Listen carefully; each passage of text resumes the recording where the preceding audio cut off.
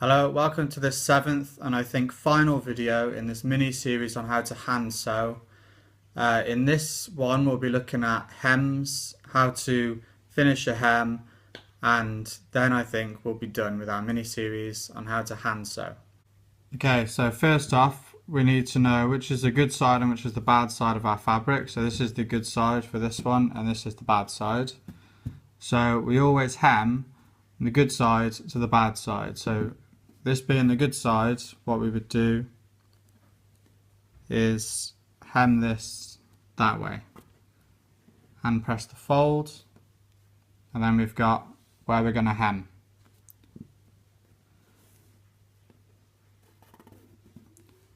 So a second way of hemming, which is better with rough edges like this that aren't even, is to make one initial fold, and this one can be quite small.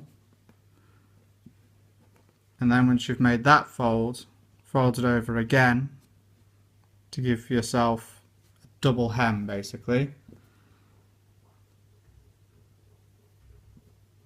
The advantage of the double hem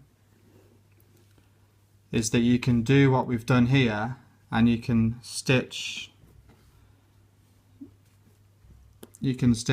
this part and you can stitch this part, so there's two stitches there and it will be a very strong hem, but it's not really necessary.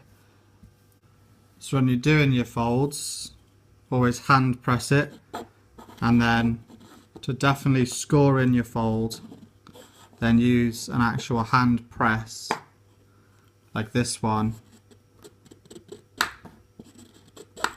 rather than just trying to do it with your fingers, because doing it with your fingers just won't be good enough unless you press really hard, and then you might damage your table or something. So score in your folds like that, and then after you've finished doing that, the folds will basically stay where they are and you'll barely even need to pin it. So I'm going to do this without pinning. I'm just going to sew it in as it is. So those folds, because they're scored in, because they're hand pressed with this rather than by hand, then they're good enough to sew on, sorry. So always do that with your folds. Just hand press them before you sew.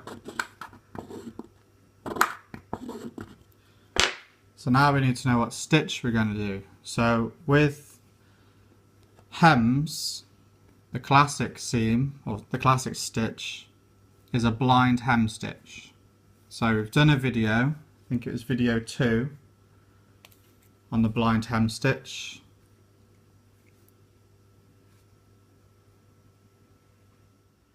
And all it is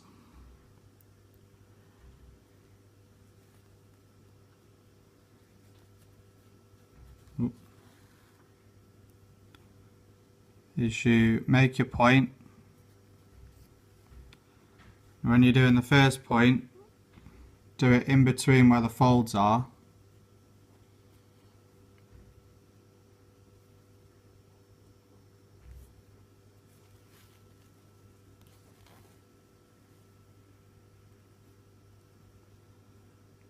And then we're going to do a blind hem stitch, which is like a modified back stitch really, because you're going to go along the bad side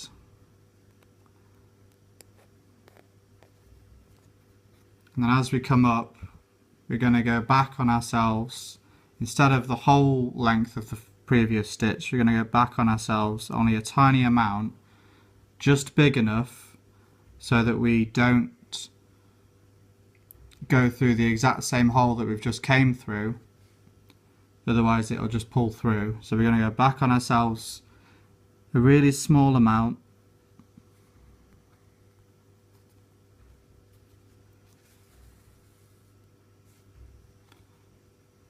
and we'll have an almost invisible stitch. So these two points that I've made, they're with a contrasting thread and they're almost invisible. So I'm going to carry on this blind hem stitch now, and you'll see how almost invisible it is even with a very contrasting thread. Okay, so I've done that, and as you can see, you can barely see it even with a contrasting thread. This is quite a weak fabric that I've used, so with some of them, when I came through the fabric, I would have to go back a little bit more than I would on a stronger piece of fabric, because the fabric wouldn't be able to take it, so it would just go the whole way through. So I've got lucky on some of the holes, like this one where they look invisible, but on some of them I had to go back a bit further, well, on most of them really. So anyway, all we're going to do is repeat that on this. The only difference is it's going to be folded over twice. So because it's folded over twice, we can choose whether to sew it closer to the edge or sew it where the normal hem would be sewn. I prefer to sew it where the normal hem would be sewn. So that's what I'm going to do. And then that will be our hem completed as well. Okay, so as you can see, when you do a hem, it's almost invisible once you're finished. One more thing you can do with hems is you can make them decoratively. So for example, if you make them about an inch instead of half an inch or less, like we've done here, then it looks, more decorative, it looks nicer. Or you can also do a hem and then you can hide the part of the hem with some bit of fabric here. So say for example, if this is a sleeve cuff, then that would go around and then you could put a trimming here.